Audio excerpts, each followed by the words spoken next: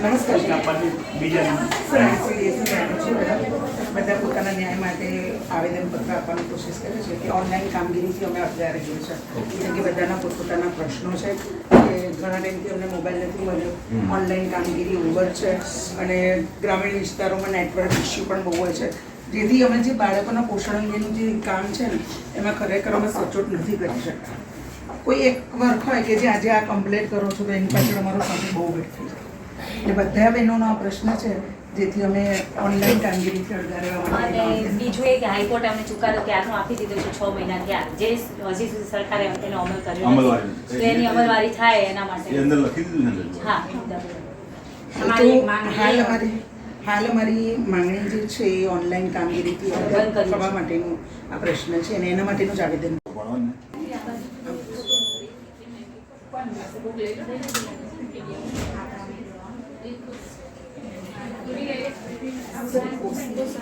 રઘુભાઈ આ એક લઈને ઉસી કરતો ને. અને થેન્ક યુ સર તમારું કિંમતી સમય અમને આપ્યો.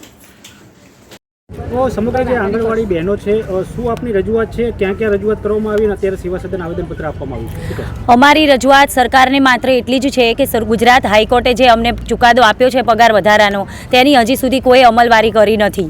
બરાબર, ઓગસ્ટ મહિનાનો એમણે પગાર વધારો આપેલો છે, 6 મહિના વીતી ગયા છે, છતાં હજી સુધી આ બજેટ ફાળવણીમાં પણ અમારો કોઈ ન્યાય લાયો નથી. માટે અમે બધા આંગણવાડીની બહેનો ન્યાય માંગીએ છીએ કે અમારું શું આ જ સ્ત્રીઓનું સન્માન છે. જો તમે એમ કહો છો કે મહિલા સશક્તિકરણ, તો મહિલા સશક્તિકરણના નામે માત્ર અમને માનદ સેવક ગણવામાં આવે છે અને અમે સગર્ભા ધાત્રી ગામે ગામ ફરી અમે પાયાનું શિક્ષણ આપીએ છીએ. નાના બાળકોને અમે કુપોષણ દૂર કરીએ છીએ, જે સૌથી મહત્ત્વનું છે.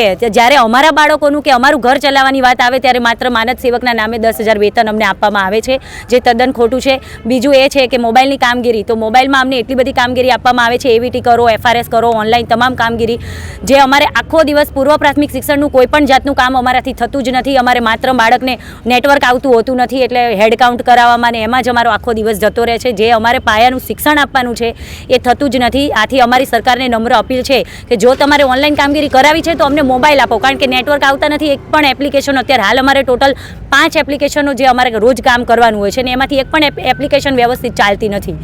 તો અમારી સરકારને માંગ એટલી જ છે કે અમને મોબાઈલ આપે અને અમારો પગાર વધારે.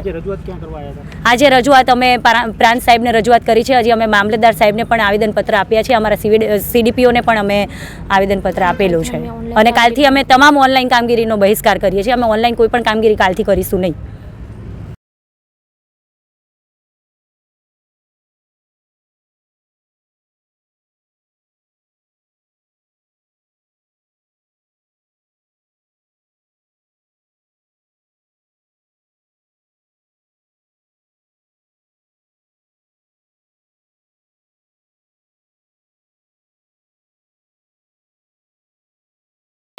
અમને આટલું બધું કામ કરાવે છે તો જે શિક્ષણ જે અમારે આપવાનું છે ને બાળકોને, એના ઉપર તો ધ્યાન રહે જ નહીં, કારણ કે અમે ઓનલાઈન કામગીરી કરવા જઈએ તો જે ટાઈમ છે અમારો નોકરીનો એ તો એમાં જ જતો રહે છે. તો અમે શિક્ષણ ક્યારે આપીએ બાળકોને? એક ક્વેશ્ચન છે એક. એટલે એના પર થોડુંક ધ્યાન દોરે સરકાર તો સારું છે. કામગીરી નહીં કરી એટલે માટે કે અમારી જે FRS છે કે એવીટી છે કે OTP સિસ્ટમ બંધ કરો. OTP અમે લાભાર્થી પાસેથી લઈએ છીએ તો એના ખાતામાંથી જે પૈસા ઉપડી જાય છે તો એની જવાબદારી સરકારે લેવી પડે ને. એ અમારી માથે ઢોળે છે કે ના એ તમારી જવાબદારી, પણ તમારો આખો ડેટા જ હેક થાય છે તો એમાં અમે શું કરીએ? એટલે OTP સિસ્ટમ બંધ કરો, એક અમારી માંગ એ છે. શું છે? મારું નામ જિજ્ઞાસા છે. હું જેજરા આંગણવાડી કાર્યકર તરીકે ફરજ બજાવું છું. 26 વર્ષથી ફરજ બજાવું છું.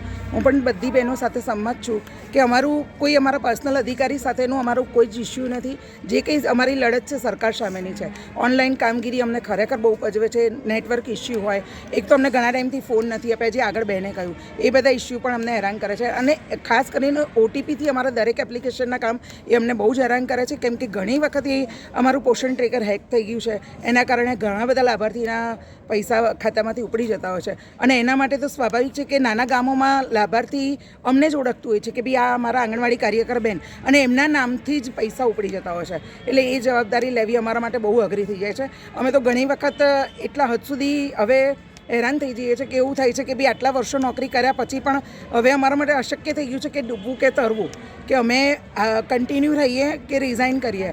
તો જો આટલા વર્ષો અમે ફરજ પર સારી રીતે કામગીરી કરી હોય અને અત્યારે અમે આટલા મૂંઝવણમાં હોઈએ, તો અમારી ખાસ એવી અપીલ છે કે અમને ન્યાય મળે. સતીશભાઈ છે, હું આંગણવાડી કાર્યકર છું. આંગણવાડી કાર્યકરને અધધ કામગીરી આપે છે, અને અત્યારે તો BLOનું કામગીરી આંગણવાડી વર્કરને આપ્યું છે.